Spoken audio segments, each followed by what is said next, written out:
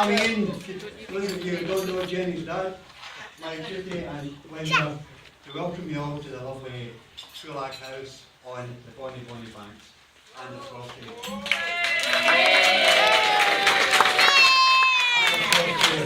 Chris and Jenny's wedding. I'd like to thank everyone for coming along here today and taking the time and the effort that you've obviously all taken here today. Before I go do my job of going on to embarrass Jenny and Chris, I'd like to say a special thank you to the wedding planners, that being Jenny herself, and of course my lovely wife Anne.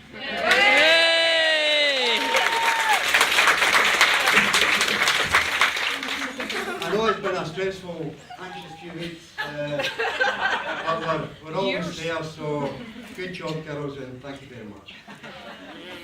Now, my daughter. Jenny's never been one to conform. She's always liked to do things a wee bit differently. And Ayrshire wedding and Loch Lomond being an example of that.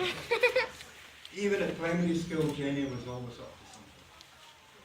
She probably was the first primary one people to graffiti in the school toilet. But there was no need to call in forensics as she did write her own name. She's always been maybe a bit of a daddy's girl. Yeah. And after she unfortunately injured her knee skating, she used to like to come along to the Ayr United games with me and with Fraser. And one of her favourite spots to call was the Sweetie Shop at the corner of Somerset Road. Scott will know that one. And that Sweetie Shop is now a wedding dress shop. It's actually where Jenny got the lovely dresses.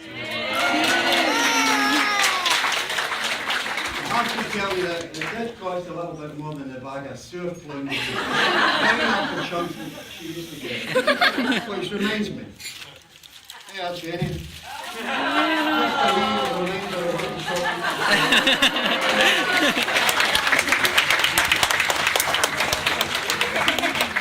Surfloins and pineapple chunks. Now, Jenny seemed to be very popular with her friends and her workmates. She does make friends easily, and she's a good-natured girl. Fortunately for her, she took her good looks from her mum, and for me, well, I love of football and Paul's Esther.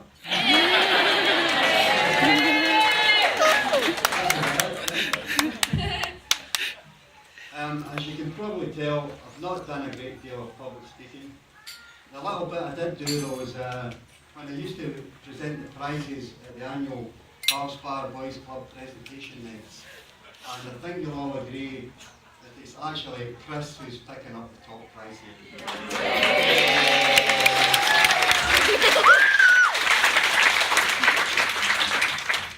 Speaking of Chris, there we go. No, don't worry Chris, I'm not going to slag you up too much. That's the job of your best man, Sean. As Billy Connolly said to Sean Connery, Sean, you're a shite. You're a shite for sure, aren't you?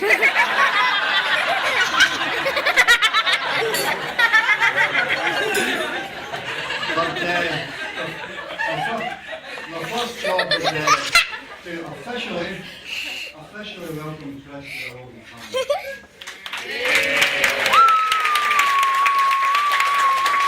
Chris, of course, has been a member of the family for quite some time now. As the few mentioned earlier, Chris and Jenny moved in with us for what was supposed to be 6 months, but was it 3-4 years later? But no, it was a pleasure. Anne and I both enjoyed Chris staying with us. Not a dull moment, not a dull moment. In fact, it was like having another son in the house. Clothes and dishes lying everywhere, and drinking all my beer. Oi! But it did give me the chance to learn a new language.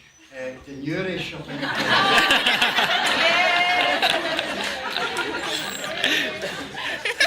But seriously though, Chris is an honest, hard-working young man. Anne and I love him to bits, and we're happy to, at last, call him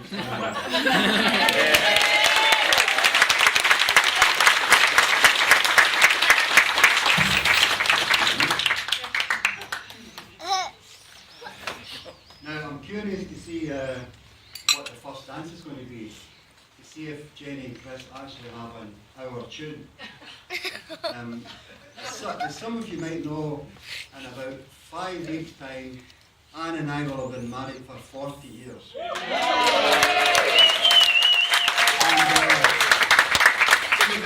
even after all this time, we actually have got an hour tune as well.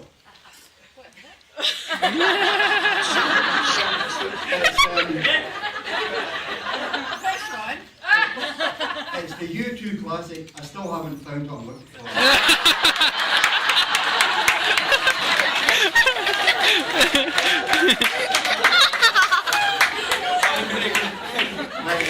Thank you, Chris. Chris actually did the traditional thing, and he asked me for Jenny's hand in marriage, which was a nice touch. I appreciate that, mate. Thank you very much. And I thought to myself, well, after I had the key, I thought to myself, hold on a minute, I'm going to have to give Jenny away. And being a typical Scot, giving anything away is not something I do. But so long as I'm giving Jenny away to someone who loves her as much as I do, it's all right.